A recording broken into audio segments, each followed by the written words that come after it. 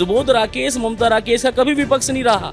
ममता राकेश ने हमेशा सुबोध राकेश को सपोर्ट दिया है। ममता राकेश चाहती तो सुबोध राकेश को दफन कर देती 2018 में नगर पंचायत हरा के। ममता राकेश ने कभी नगर पंचायत भगवानपुर में 37 राकेश के रहते हुए झांक कर नहीं देखा। आज क्या लेन जा रहे हैं, कद्दू लेन जा रही हैं। उनके जो लड़के हैं वो भी लगातार उनकी भी गाली गलौज करते हुए, मारपीट करते हुए कई बार दिखाई देते हैं लोगों में आपस में। अभी कुछ एक वीडियो चल रही थी, वो भी झगड़ा वगड़ा कर रहे थे उसमें, ये खुलेआम तौर पर। और कह रहा है कि मुकदमा मैं झेल लूंगा। एक मुकदमा हुआ था कंपनी में, 15 दिन चंडीगढ़ भाग गया था और इसकी माताजी श्रीमती ममता राकेश जी उस पिल्ले के पैरों में गिड़गिड़ाई कि मेरा बच्चा है, उसका कैरियर खराब हो जाएगा। अगर उसका स्टेटस है तो राकेश परिवार की वो संतान है। अगर इस स्टेटस को हटा के क्षेत्र में जाएगा तो मैं नहीं मानता अभिषेक राकेश को कोई घर में उसे बिठा भी ले, क्योंकि बिठाने लायक वो नहीं है। जबरेड़ा के जो पूर्व विधायक हैं और राज्य मंत्री भी रहे हैं देशराज कर्णवाल जी, उन्होंने एक बयान दिया था। उन्होंने कहा था कि मैं अब जो चुनाव लड़ूंगा वो चंद्रशेखर जी खिलाफ लड़ूंगा, खुल के तौर पे लड़ूंगा। जो भी अपने सीटों पे ही उनकी दावेदारी ठीक नहीं हो पा रही है, जिनको उनकी पार्टी ही सीरियस नहीं ले पा रही है, जिनको टिकट के भी लाले पड़ रहे हैं, तो मैं तो ये कह सकता हूँ कि चंद्रशेखर से तुलना करना ये गलत बात है। जो चाइना की दीवार है, इसके वजह जिक्र कहीं ना कहीं लोग करते हैं कि चाइना की दीवार को जैसे तोड़ना मुश्किल है, वैसे ममता राकेश गढ़ को हिलाना मुश्किल है। तो कैसे एएसपी पार्टी और अमित कुमार एक गढ़ को हिला पाएंगे अगर उन्हें मौका मिलता है तो? इनका बेटा खुद एक आजाद समाज पार्टी के छोटे से कार्यकर्ता से एक बीडीसी का चुनाव हार गया, और इनका जो खासम खास इनके लोग हैं, चाहे वो भोपाल जी हो, चाहे वो फारूक प्रधान हो, गांव में प्रधान ही नहीं जीत पाते। अगर ममता राकेश और राकेश परिवार को इतना ही घमंड है ना, तो एक चुनाव निर्दलीय अमित नहीं, आम कार्यकर्ता आजाद समाज पार्टी का किसी के सामने लड़के देखे, अगर जमानत जब्त ना राकेश परिवार की होगी तो मैं यहाँ भगवानपुर छोड़ दूंगा। नमस्कार, मैं हूं ऋषभ शर्मा और आप देख रहे हैं द न्यूज वाला नेटवर्क। और इस वक्त हम मौजूद हैं भगवानपुर विधानसभा क्षेत्र में और हमारे साथ मौजूद हैं अमित कुमार, जो कि आजाद समाज पार्टी से जबरदस्त और लोकप्रिय कार्यकर्ता हैं, नेता हैं, जो लगातार जनता के बीच में सक्रिय हैं। नमस्कार सर, स्वागत है आपका। नमस्कार, जय भीम, द न्यूज वाला नेटवर्क में। सबसे पहला मेरा सवाल अमित जी यही है कि भगवानपुर विधानसभा उसमें आप सक्रिय हो, लेकिन उससे पहले हम बात करते हैं पश्चिम बंगाल में जो चुनाव संपन्न हुए हैं उसके बारे में, कि उसमें किस तरह से ममता जो बनर्जी हैं उनकी सरकार टीएमसी की ढह गई और भाजपा ने अपनी जगह बना ली। वैसे ही क्या बदलाव भगवानपुर विधानसभा में देखने को मिलेगा? क्या ममता राकेश जी का किला ढहेगा इस बार? देखिए शर्मा जी, ममता बनर्जी एक महान नेता है, महान आयरन लेडी हैं। उन्होंने 15 साल लगभग बंगाल की सेवा की और मैं समझता हूँ अभी भी वो हारी नहीं है, उनको इस तानाशाही सरकार के द्वारा हराया गया है। और रही बात ममता राकेश जी की तुलना ममता बनर्जी से नहीं की जा सकती, लेकिन ये जरूर कहा जा सकता है कि अगर वो महान लेडी हार सकती है तो ममता राकेश जी को हराना कोई बड़ी बात नहीं है। और निश्चित रूप से आजाद समाज पार्टी इस बार भगवानपुर में बदलाव कर रही है और निश्चित रूप से इस बार यहाँ पर आजाद समाज पार्टी का डंडा और झंडा मजबूत होगा और ममता राकेश जी को यहाँ से यहाँ की जनता भगाने का काम करेगी। उत्तराखंड विधानसभा चुनाव कुछ समय बाद अब दूर हैं, 27 के आ गए हैं। और अगर मैं बात करूं उत्तराखंड में जो चुनावी माहौल देखने को मिल रहा है, आपने जिक्र किया कि ममता राकेश जी का जो किला है, क्योंकि ममता राकेश जी जो विधायक हैं लगातार 15 वर्षों से हैं, 3 कालखंडों से लगातार विधायक बन रही हैं, तो एक जो मजबूती आ जाती है कहीं ना कहीं जनता से। जब हमने ग्राउंड रिपोर्ट्स पर बात करी अलग अलग क्षेत्रों में, तो उन्होंने यही कहा कि जिस तरह से ममता बनर्जी लगातार वहां जीत रही हैं, ममता राकेश भी यहीं बनी रहेंगी, क्योंकि कहीं ना कहीं विकास हो रहा है, लोगों ने ये कहा। तो मैं आपसे जानना चाहता हूं, जब विकास हो रहा है, लोग कह रहे हैं कि विकास है, ममता राकेश का कोई वापस टिक नहीं पाएगा, कोई सीट निकाल नहीं पाएगा। हमने सिकरौदा में ग्राउंड रिपोर्ट करी और भी जगहों पर ग्राउंड रिपोर्ट करी, लोगों ने कहा, खेलपुर में लोगों ने कहा। तो क्या लग रहा है कि कैसे आजाद समाज पार्टी ममता राकेश को उनके गढ़ में टक्कर दे पाएगी? देखिए, हमारे नेता बड़े भाई एडवोकेट चंद्रशेखर आजाद जी आज इस भारत के अंदर लाखों दलितों, शोषितों, वंचितों की लड़ाई लड़ रहे हैं। और रही बात भगवानपुर की, भगवानपुर में विकास कहीं तक इन 30 साल में कहीं से विकास नहीं हुआ है। मैंने पहले भी अपनी वाइट में कहा है कि 30 साल का ममता राकेश अपने परिवार का अब लेखा जोखा रख दे कि भगवानपुर विधानसभा में उन्होंने ये विकास कार्य किए हैं। देखो, सड़कें बनाना कोई बड़ी बात नहीं है, ये तो विधायक का कार्य क्षेत्र है, विधायक निधि उनके पास होती है, वो जहाँ चाहें उसको यूज़ करें। उसके अलावा अगर बात उससे हटके करें तो कोई बड़ा विकास का कार्य है। आप देख लें, ना तो यहाँ मेडिकल कॉलेज है, ना यहाँ कोई स्पोर्ट्स स्टेडियम है, ना यहाँ बस अड्डा है। बस अड्डा की हालत जो है वो बड़ी खस्ता पड़ी है, आज तक वहाँ कोई बस नहीं खड़ी हुई है। और आप देख सकते हैं कि भगवानपुर में लगातार जाम की स्थिति, जो सबसे बड़ा मुद्दा आज की डेट में भगवानपुर का है, वो है जाम। और इस जाम का कारण भी राकेश परिवार है, क्योंकि ये 2018 में ये जो हाईवे पर काम स्टार्ट हुआ था, उसी टाइम पर इस परिवार में नगर पंचायत की अध्यक्ष हमारी सहती दादी जी थी, मतलब, और ममता राकेश जी विधायक थी। तो उस दौरान अगर ये संघर्ष करते, लड़ाई लड़ते, तो आज इस स्थिति में भगवानपुर ना होता। आज भगवानपुर को अगर दो फाड़ किया है, जनता को दो भागों में बांटा है, तो ये राकेश परिवार का ही दोष है कि उन्होंने उस समय अगर ये तैयारी करते, अगर लड़ाई लड़ते, तो ये शायद दिन आज भगवानपुर को देखना नहीं होता। लगातार छोटी छोटी बारिशों में यहाँ पानी भर जाता है। जितने भी शमशान घाट हैं, आप वहाँ तक मतलब मुर्दे को लेकर नहीं जा सकते। तो विकास तो नहीं है, केवल और केवल कुछ चुनिंदा लोग हैं जिन्होंने टारगेट किया हुआ है, राकेश परिवार का नाम लेके हाहुला करते हैं। और मैं समझता हूँ इस बार 2027 में भगवानपुर में परिवर्तन हो रहा है और आज़ाद समाज पार्टी के रूप में, विकल्प के रूप में लोग भाई चंद्रशेखर आज़ाद की पार्टी को देख रहे हैं। जैसे कि आपने बात करी कि ममता जी के कहीं ना कहीं कार्यकाल में विकास नहीं हो रहा, तमाम चीज़ों का जिक्र किया। अगर मैं बदलाव की बात करूं, 27 विधानसभा चुनावों की बात करूं, तो भाजपा एक ऐसा मजबूत दल है जो कहीं ना कहीं हर जगह जहां चुनाव लड़ता है वहां सीट निकाल रहा है। और आपने देखा बंगाल उसका सबसे बड़ा उदाहरण है। एक लंबे कालखंड के बाद उन्होंने वहां भी अपनी जगह बना ली। अगर मैं यहाँ भगवानपुर विधानसभा क्षेत्र की बात करूं, तो आजाद समाज पार्टी वो अपना दमखम दिखा रही है, इस बार प्रयास कर रही है कि वो भी कहीं ना कहीं भगवानपुर में बदलाव कर सके। लेकिन भाजपा 3 बार से लगातार चुनाव लड़ रही थी, चेहरे पे लड़ रही थी, सुबोध राकेश जी लड़ रहे थे। इसके अलावा कहीं ना कहीं आपने देखा कि वो भी, भाजपा और सुबोध राकेश दोनों लोगों ने घुटने टेक दिए थे, जनता का कहना था ममता जी के सामने, और उन्होंने अपना कहीं ना कहीं जो क्षेत्र है वो बदल दिया। और अब इस वक्त भाजपा के पास कोई चेहरा लग नहीं रहा है जो कहीं ना कहीं भाजपा की कमान संभाल सकेगा और ममता जी को टक्कर दे पाएगा। वहीं अब तीसरी तरफ अगर आजाद समाज पार्टी भी अपनी चुनावी मैदान में उतरती है, तो क्या इतना जो 3 समीकरण बनता दिख रहा है, कैसे वो भाजपा और कांग्रेस को टक्कर दे पाएगी? सबसे बड़ी बात देखिए, भारतीय जनता पार्टी का तो यहाँ कोई चेहरा नहीं है, और होगा भी तो उसकी जमानत जब्त होगी। कारण क्या है, जितने भी यहाँ नेता हैं वो कोई जनता की सेवा के रूप में यहाँ कार्यरत नहीं है। अगर कहीं किसी के ऊपर मुकदमा होता है या अत्याचार होती है, उनकी इतनी भी हिम्मत नहीं है कि थाने में जाके उस आदमी के लिए खड़े होकर उसका काम कर दें। और रही बात सुबोध राकेश जी की, मैं मानता हूँ कि उन्होंने 2017 में भारतीय जनता पार्टी से अच्छा चुनाव लड़ा, लेकिन घर की कपट संधि जो हुई है कि भाई एक उधर लड़ना है, एक इधर लड़ना है, तो ये उनका व्यक्तिगत, अब मैं मानता हूँ, पारिवारिक निर्णय रहा है। तो यहाँ भगवानपुर की जनता ये समझ चुकी है कि इस परिवार ने कहीं ना कहीं इन 15, 20, 25 सालों में यहाँ की जनता को बेवकूफ़ बनाया है। एक ही परिवार के अंदर अब तक देवर भाभी के रूप में 10 साल से यहाँ की जनता तरस रही है, उनके पास विकल्प नहीं था। आज भगवानपुर की जनता के पास आज़ाद समाज पार्टी के रूप में विकल्प है, और मैं लगातार भगवानपुर विधानसभा में लोगों के बीच जा रहा हूँ।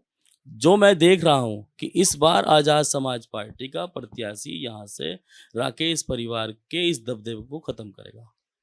जैसा कि आप अगर देखें कि विपक्ष, आप वर्तमान में अगर मैं आपको मानूं तो इस भगवानपुर क्षेत्र से आप विपक्ष हैं, राइट? क्योंकि आप पक्ष में कांग्रेस के कहीं ना कहीं विधायक हैं, तो आप हुए भाजपा भी विपक्ष में आती है।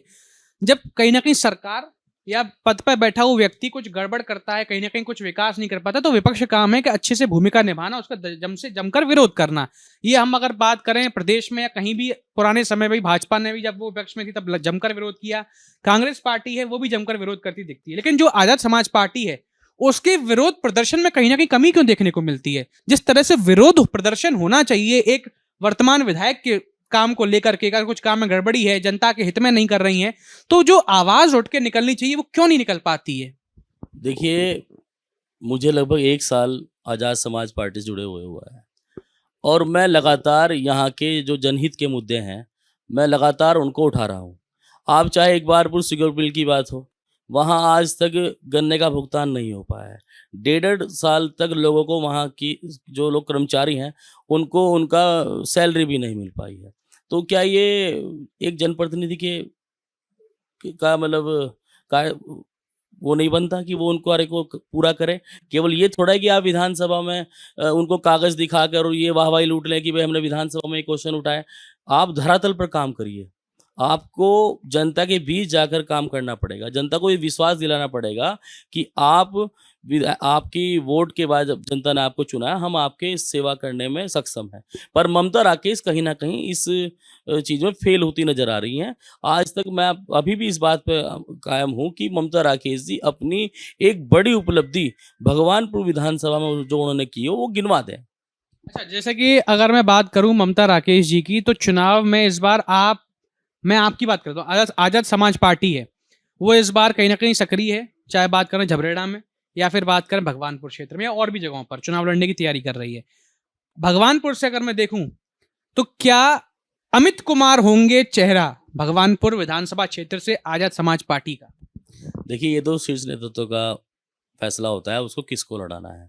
पर अगर मेरी पार्टी मुझे यहाँ से चुनाव लड़ाती है, तो मैं निश्चित रूप से 2027 में भगवानपुर की सीट आज़ाद समाज पार्टी भाई चंद्रशेखर आज़ाद जी की झोली में डालने का काम करूँगा।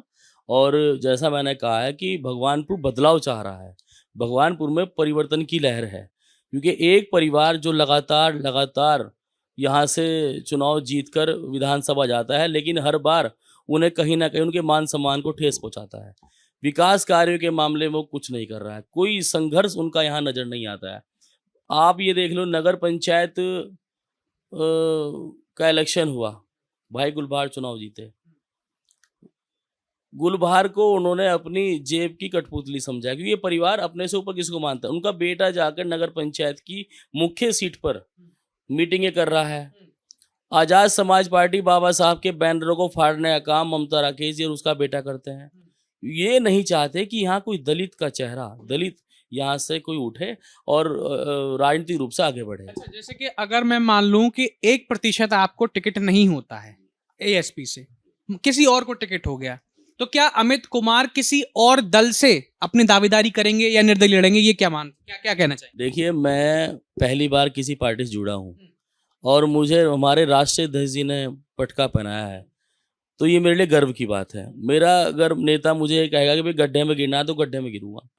अगर वो कहना है कि भाई ये काम करना, तो वो काम। चुनाव लड़ना कोई बड़ी बात नहीं है। जो आदेश हमारे राष्ट्रीय नेता का होगा, उस पर हम खरा उतरेंगे। वो पार्टी जिसे भी लड़ाए, हम एक कार्यकर्ता के रूप में काम करेंगे। और जैसा मैंने आपको कहा है कि भगवानपुर परिवर्तन इस बार होने जा रहा है आज़ाद समाज पार्टी के रूप में। अच्छा, जैसे कि एक बात और मैं जानना चाहूंगा, जैसे आपने बात करी भगवानपुर में, अगर आप परिवारवाद की मैं बात कर लूं, कांग्रेस पार्टी में अगर लगातार ये आरोप लगते हैं कि परिवारवाद होता है, परिवार वालों को ही टिकट मिलता है।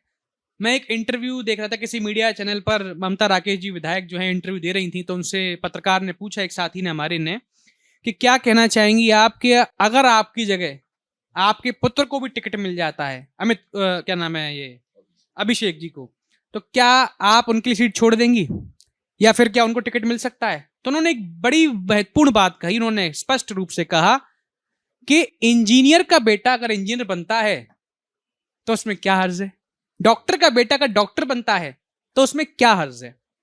तो इसका मतलब क्या ये ममता राकेश कह रही हैं कि परिवारवाद में अगर मैं विधायक हूं तो मेरा पुत्र भी विधायक होना चाहिए, जो कि तमाम लोग इस बात को नकारते हैं कि ऐसा नहीं, जो जनप्रतिनिधि है वही इसको मौका मिलना चाहिए। तो ममता राकेश क्या यही कहना चाह रही हैं कि मेरे बाद मेरा पुत्र बनेगा, मेरे से पहले मेरे स्वर्गीय पति थे और मेरे देवर भी थे? एक जो परिवारवाद कांग्रेस में, मैं अगर कहूं अभी वर्तमान विधायक ममता राकेश की बात करूं, तो क्या आप इसे सही मानते हैं कि क्या वो परिवारवाद को बढ़ावा दे रही हैं?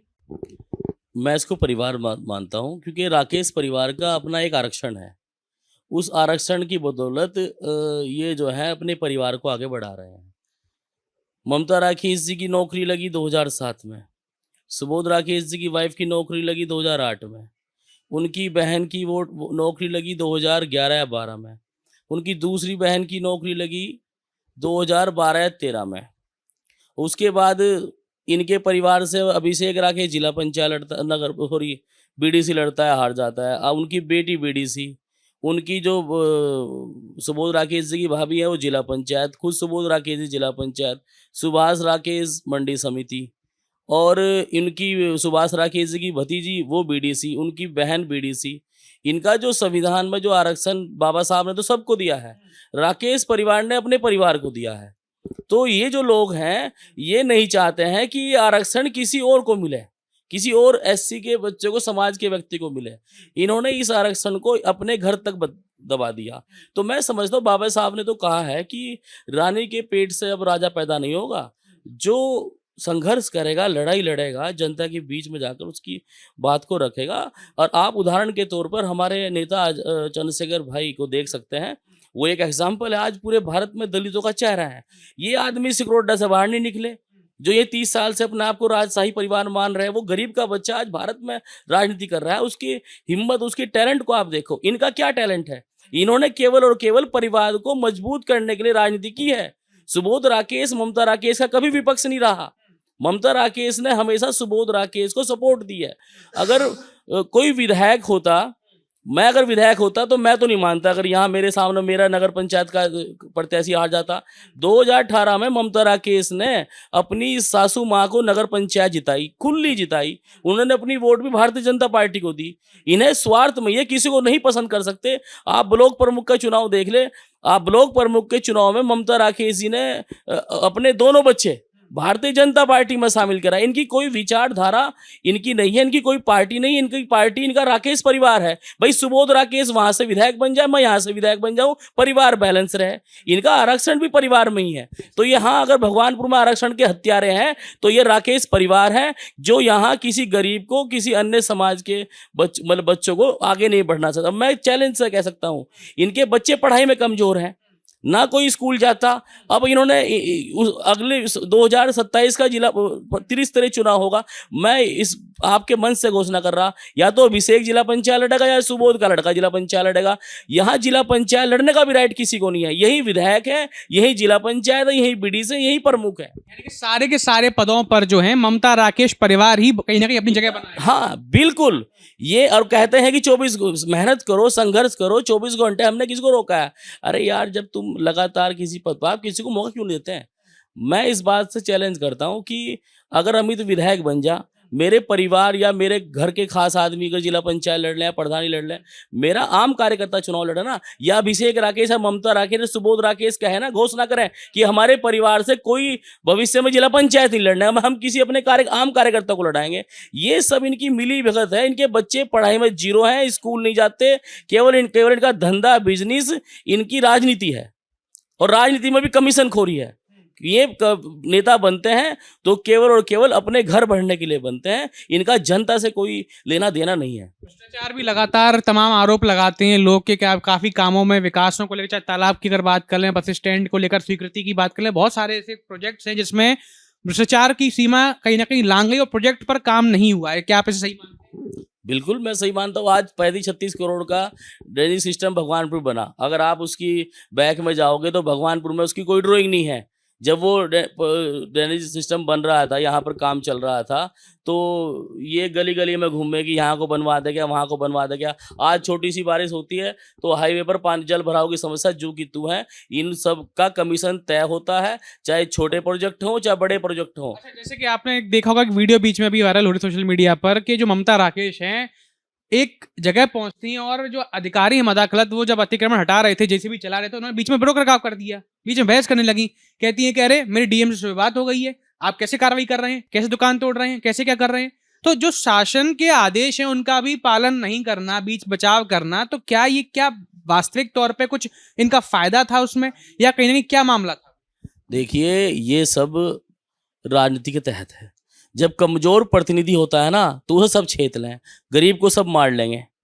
यहाँ आके आप देख सकते हो किसी गरीब आदमी की बाइक सीज हो रही है, गरीब आदमी के जीएसटी के नाम से उसकी गाड़ियाँ सीज हो रही है, सेल टैक्स के नाम पर उसे परेशान किया जा रहा है। भगवानपुर को इन अधिकारियों ने भी एक लूट का अड्डा बना रखा है। उसका कारण यह है कि यहाँ का विधायक का कमजोर होना। आज डीएम का आदेश हो या ना हो, आप बुलडोजर लेके खड़े हो जाओगे। आज नगर पंचायत में कोई मतलब अतिक्रमण हो या ना हो, आपका ईओ आके जो है गरीब आदमी को परेशान करना का काम करेगा। तो ये सब कमजोर विधायक की एक निशानी होती है। अगर मैं विधायक हूँ, मेरी बिना परमिशन के यहाँ कोई अधिकारी घुस के हमारे लोगों को परेशान कर दे, अतिक्रमण हटा दे, तो उसके लिए अमित खड़ा है। लेकिन वो जहां पर जब सरकार ने बात करी कि वो अतिक्रमण जो जमीन थी वो तो जमीन सरकारी थी, उस पर अतिक्रमण हटाने की बात हो रही थी, जो कि गैर कानूनी तौर पर ममता राकेश जी उसमें हस्तक्षेप कर रही थी। बात ये है डीएम के आदेश थे, वो कह रही थी चल सरेआम बीच में कि डीएम से मैं बात कर ली है मैंने सवेरे, ऐसे कैसे अतिक्रमण हट सकता है। तो मैं ये जानना चाह रहा हूँ कि शासन का जब आदेश है ऊपर से और जमीन जो है वो पुख्ता है, कानून के तौर पर काम कर रहे हैं, फिर ममता राकेश इस तरह से बीच बचाव क्यों करने आ गई और कानून को क्यों अपने हाथ में ले रही? देखिए, मेरा कहना यह है, अगर डीएम साहब के आदेश से तो उनको दिखाना चाहिए था। मैंने भी वो वीडियो देखी, उनके पास डीएम साहब के आदेश नहीं थे। वो अपने मनमानी तरीके से वहाँ पर बुलडोजर चला। विधायक जी नहीं, अधिकारी लोग। क्योंकि मैं उस दिन बाहर था, मुझे लेट पता लगा। तो ये सब मैं ये समझता हूँ, अगर यहाँ कोई दादागिरी चल रही है ना अधिकारियों की, ये भी कहीं ना कहीं विधायक की कमजोरी के तहत चल रही है। अच्छा, जैसे कि उनके जो लड़के हैं वो भी लगातार उनकी भी गाली गलौज करते हुए, मारपीट करते हुए कई बार दिखाई देते हैं लोगों में आपस में। अभी कुछ एक वीडियो चल रही थी, वो भी झगड़ा वगड़ा कर रहे थे उसमें, ये खुलेआम तौर पर। देखिए शर्मा जी, सही है। उसके बारे में तो मैं कुछ नहीं कह सकता, क्योंकि वो तो अंतर्यामी है। वो तो 70-80 हजार वोट यहाँ अपनी मानना पड़ा है, 40,000 सुबोध की अपनी और 45 हजार उसकी कांग्रेस की या अपनी खुद की। क्योंकि यहाँ इनका मानना है कि ये राकेश परिवार का भगवानपुर है, यहाँ 1 लाख वोट राकेश परिवार की हैं, राकेश परिवार के अपने सिंबल की हैं। इस तरह की गुंडागर्दी बर्दाश्त करने योग्य है? मैं तो ये जानना चाह रहा हूँ कि जिस तरह से आपने देखा होगा कि खुले मंच पे गाली गलौज और हाथापाई करना। राजनीति में गुंडागर्दी भी जायज है, अगर सच्चाई के साथ खड़े हो। मतलब आप गुंडागर्दी सही मानते हैं इसको? मैं इस बात को मानता हूं, अगर कहीं कोई गरीब का उत्पीड़न करता है और गरीब को सताता है, तो कहीं ना कहीं जनप्रतिनिधि होते किसके लिए हैं? जनप्रतिनिधि कार्रवाई जरूरी है, कानून के तहत चलना। कानूनी रूप से कानूनी कार्रवाई होनी चाहिए। मैं ये कह रहा हूं कि अगर कहीं गरीब की लड़ाई लड़नी पड़े तो वहां जेल जाने से नहीं डरना चाहिए। अगर कहीं कोई बात हो रही तो उसके साथ डट के सामना करना चाहिए। विधायक हैं उनकी माता जी, उसके बावजूद भी अगर इस तरह से वो करेंगे तो फिर आप बताइए किस तरह से मैं मानूंगा कि कानूनी तौर पर है? मैंने पहले कहा, मैं उसके बारे में कहना चाहता, क्योंकि वो नेता के ना वो किसी पद पर है, ना क्यों पीट रहा है, ना जनता के संग कर रहा है, कोई और भारतीय संग थोड़ी कर रहा है। तो क्या कहेंगे फिर आप उस मामले में? देखिए, अभिषेक राकेश को मैं यही कहूंगा कि अभिषेक राकेश यहाँ का पप्पू है, उसको राजनीति की अभी एबीसीडी भी जानकारी नहीं। मैं एक वीडियो के माध्यम से देख रहा था कि वो एक गरीब जेसीबी ड्राइवर को माँ बहन की गाली दे रहा है। तो ऐसे आदमी को आप कैसे घर में बैठा सकते हैं? कैसे माताएं बहनें उसे इज्जत देंगी? जो आदमी को बोलने का ही लहजा नहीं है। जो गाली अगर देनी है तो उस अधिकारी से दो, या लड़ाई लड़नी है उस अधिकारी से लड़ो जो उसको लेके आया है। वो तो एक गरीब आदमी है, वो तो अपनी मजदूरी ले रहा है। आप गरीब का शोषण करते हो और मैं और कह रहा है कि मुकदमा मैं झेल लूंगा। एक मुकदमा हुआ था कंपनी में, 15 दिन चंडीगढ़ भाग गया था और इसकी माताजी श्रीमती ममता राकेश जी उस पिल्ले के पैरों में गिड़गिड़ाई कि मेरा बच्चा है, उसका कैरियर खराब हो जाएगा। ये एक मुकदमा नहीं झेल सकते जो ये बात करते हैं लड़ाई लड़ने की। और मैं कहना चाहूंगा, अभिषेक राकेश का तो आप उसका तो स्टेटस ही कुछ नहीं है। अगर उसका स्टेटस है तो राकेश परिवार की वो संतान है। अगर इस स्टेटस को हटा के क्षेत्र में जाएगा तो मैं नहीं मानता अभिषेक राकेश को कोई घर में उसे बिठा भी ले, क्योंकि बिठाने लायक वो नहीं है। जिसकी जो माँ बहन की गालियाँ देता है और गरीब को मतलब गरीब को गाली देता है, मैं उसको ही समझता हूँ उसको राजनीतिक से हटकर भी अगर देखें तो उसको घर में बिठाने लायक भी वो नहीं है। जैसे कि अब मैं आपसे एक पूछूं सवाल, अंतिम जो है वो ये है कि आपने जिस चंद्रशेखर जी की बात लगातार करी, तो चंद्रशेखर जी के अभी मैं सुन रहा था एक इंटरव्यू हो रहा था कहीं पब्लिक स्टेटमेंट में, वहां पे झबरेड़ा के जो पूर्व विधायक हैं और राज्य मंत्री भी रहे हैं देशराज कर्णवाल जी, उन्होंने एक बयान दिया था। उन्होंने कहा था कि मैं अब जो चुनाव लड़ूंगा वो चंद्रशेखर जी के खिलाफ लड़ूंगा, खुल के तौर पर लड़ूंगा। तो आप इस तरह के बयान को सब देखते हैं कि चंद्रशेखर जी के सामने देशराज कर्णवाल जी अगर लड़ते हैं तो कितनी टक्कर दे पाएंगे? आप मुझे अब ये बता दें। देखिए, जोश आपको पता है, देशराज कर्णवाल जी की जो भाषा है आप सभी जानते हैं। वो तो राहुल गांधी के सामने चुनाव लड़ रहे हैं, वो किसी भी राष्ट्रीय पार्टी के सामने चुनाव लड़ लें। और मैं ये समझता हूँ चंद्रशेखर भाई आज की डेट में बहुत बड़ी शख्सियत है। उनके सामने भाई देशराज कण्वाल जी का तो नाम लेना भी मैं उचित नहीं समझूंगा। आज वो देश के, इस उत्तर प्रदेश के मुख्यमंत्री, इस देश के प्रधानमंत्री बनने लायक व्यक्ति हैं। और उनके सामने ऐसे नेताओं का आप नाम ले रहे हैं जो अभी अपने सीटों पे ही उनकी दावेदारी ठीक नहीं हो पा रही है, जिनको उनकी पार्टी ही सीरियस नहीं ले पा रही है, जिनको टिकट के भी लाले पड़ रहे हैं। तो मैं तो ये कह सकता हूँ कि चंद्रशेखर से तुलना करना ये गलत बात है। मतलब कहीं ना कहीं उनको चुनाव नहीं लड़ना चाहिए। नहीं, चुनाव लड़े, चुनाव तो लोकतंत्र में सबका हराने की बात तो कर रहे हैं वो कि मैं हरा दूंगा। मैं कह दूं मैं प्रधानमंत्री को हराऊंगा, मैं राहुल गांधी को हराऊंगा, तो मेरे कहने मुख से ठीक नहीं लगती। जहां तक मेरा सवाल है, जितने जिसकी चद्दर हो उतनी चद्दर फैलानी चाहिए। और मैं उतनी बात देशराज कण्वाल जी के लिए कहूँगा कि उन्हें अपने बयान सोच समझ के बोलना चाहिए। जितनी लेवल उनका है वो उस लेवल के दायरे में ही बात करें। जैसे कि अब अंतिम सवाल बस मेरा ये रहेगा कि जैसे अब अगर भगवानपुर में एएसपी से कहीं ना कहीं दावेदारी होती है, तो जो कांग्रेस के लोग हैं वो तो हमेशा ये कह रहे हैं कि ममता राकेश एक ऐसा चेहरा है जो गढ़ है, अपने आप में एक ब्रांड है।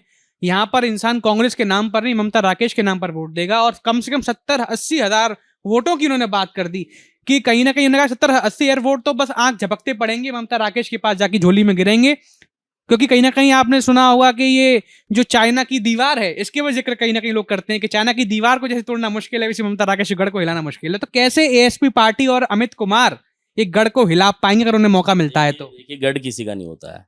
ममता राकेश जी एक आदमी का नाम ले दे कि इस भगवानपुर विधानसभा में उसने जिला पंचायत बनाया, उसे किसी को बीडीसी बनाया। इनका बेटा खुद एक आजाद समाज पार्टी के छोटे से कार्यकर्ता से एक बीडीसी का चुनाव हार गया। और इनका जो खासम खास इनके लोग हैं, चाहे वो भोपाल जी हो, चाहे वो फारूक प्रधान हो, गांव में प्रधान ही नहीं जीत पाते। केवल और केवल देवर भाभी ने 10 साल से इस विधानसभा का बेवकूफ बना के रखा है। सुरेंद्र राकेश जी 2002 में निर्दलीय चुनाव हारे, 1988 में चुनाव वो एमपी का हारे। उन्होंने संघर्ष किया, 2007 में विधायक बने, 12 भी उनके लिए बड़ा टफ था, 12 में वो जीते। मैं मानता हूँ उन्होंने विकास भी काफ़ी किया। राकेश परिवार के लिए भगवानपुर आसान नहीं रहा है, लेकिन पिछले 10 साल से देवर भाभी के रूप में भगवानपुर घूमा है। इस बार भगवानपुर देवर भाभी से उन्हें मुक्ति मिली है। 2027 में निश्चित तौर से मैं कहना चाहता हूँ आजाद समाज पार्टी का यहाँ से विधायक बनेगा। अगर ममता राकेश परिवार को इतना ही घमंड है ना, तो एक चुनाव निर्दलीय अमित नहीं, आम कार्यकर्ता आजाद समाज पार्टी का किसी के सामने लड़के देखे, अगर जमानत जब्त ना राकेश परिवार की होगी तो मैं यहाँ भगवानपुर छोड़ दूंगा। लेकिन लड़े राकेश परिवार निर्दलीय, अगर इतना ही बड़ा यहाँ का वो अपने आप को राजनीतिक मानता है ना, तो लड़े एक चुनाव यहाँ विधानसभा का। छोड़ो किसी गांव में प्रधानी लड़ लो, किसी गांव में जिला पंचायत लड़ लो, लड़ो तो एक बार बिना पार्टी के। इन्हें कई बार जनता ने इन्हें मुंह तोड़ जवाब दे रखा है, ये मानते नहीं है। और राकेश परिवार को 10 साल में अगर किसी ने पहचान दी मजबूती में, तो वो ममता राकेश रही। कारण कि सुबोध राकेश को भगवान घुमाने का ही श्रेय जो जाता है ममता पर जाता है। ममता राकेश चाहती तो सुबोध राकेश को दफन कर देती 2018 में नगर पंचायत हरा के, लेकिन ममता राकेश की मंशा ऐसी नहीं रही है। ममता राकेश ने राकेश परिवार को अपना आरक्षण दे के रखा है, हमेशा अपना श्रेय दे के रखा। इसी कारण से यहाँ सुबोध राकेश ममता राकेश, सुबोध राकेश ममता राकेश। आज आप खानपुर देखो ना, आज उमेश शर्मा, प्रणव चैंपियन, ये लोग आपस की लड़ाई लड़ते हैं, सामने की लड़ाई लड़ते हैं। ममता राकेश ने कभी नगर पंचायत भगवानपुर में 37 राकेश के रहते हुए झांक कर नहीं देखा। आज क्या लेने जा रहे हैं, कद्दू लेने जा रही हैं। अब पहले क्यों नहीं गए? क्योंकि राकेश परिवार है, ये बैलेंस करके चलते हैं चुनाव कि मैं तो विधायक बन गई, सुबोध जिला नगर पंचायत बन गया, मेरी जेठानी दरानी जो भी है वो जिला पंचायत बन गई। इन्होंने हमेशा इस बात पर राजनीति की है। यार अगर कोई विधायक है उसके सामने कोई खड़ा कैसे हो जाएगा? लाओ मैं विधायक एक बार मुझे बना दे जनता 27 में, मैं देखूं राकेश परिवार जिला पंचायत छोड़ो, पीडीसी भी जीत जा, या किसी गांव में कोई चुनाव लड़ने लायक भी छोड़ दूंगा। मैं इस बात का चैलेंज दूंगा, आपको लड़ाओ, मुझे एक बार बनाओ विधायक, और फिर जितना बड़ा राकेश परिवार का सुरमा हुई हो, मैं बताऊंगा उसकी औकात क्षेत्र में क्या है। तो ये थे हमारे साथ अमित कुमार, उन्होंने खुले मंच पर चैलेंज दे दिया है राकेश परिवार को कि अगर अब अपना दमखम दिखाई 27 विधानसभा चुनाव में कितना दमखम है वो आप जरूर दिखाइए, और आजाद समाज पार्टी के सामने वो सिद्ध करेंगे कि कैसे इस बार उनको मुंहतोड़ जवाब देखने को मिलेगा।